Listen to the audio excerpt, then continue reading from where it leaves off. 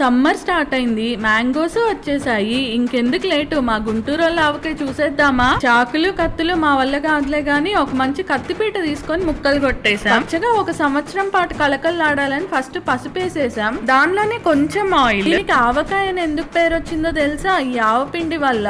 ఆవాలు కొంచెం గ్రైండ్ చేసేసుకోండి, పిండి వచ్చేస్తది. కొంచెం మెంతి పిండి, మరీ ఎక్కువ వేయకండి, అప్పుడు అది ఆవకాయ బదులు వేపకాయ అవుద్ది. గుంటూరు వాళ్ళం కదా, మాకు కొంచెం కారం మమకారం రెండు ఎక్కువేనండో. పుల్లటి మామిడికాయని బ్యాలెన్స్ చేస్తూ కొంచెం చేదుగా మెంతి పొడి, ఆవపిండి, ఉప్పు, కారం, నూనె ఇవన్నీ కరెక్ట్ గా పడితేనే కదా ఆవకాయకి అసలైన టేస్ట్. Main oil. ఏ నూనె పడితే ఆ నూనె వాడకండి, ఓన్లీ శనగ నూనె వాడండి, అప్పుడే అసలైన టేస్ట్ తెలుస్తది. ఇలా అన్ని వేసేసి ముక్కలకి పట్టేలాగా బాగా కలుపుకోవాలి. చూస్తుంటేనే నోట్లో నీళ్ళు వచ్చేస్తున్నాయి కదా, మరి అలా ఉంటది మా గుంటూరు వాళ్ళ పచ్చడి అంటే. సరే మరి తినేటప్పుడు కలుద్దాము. ఒక సబ్స్క్రైబ్ కొట్టండి. Bye bye.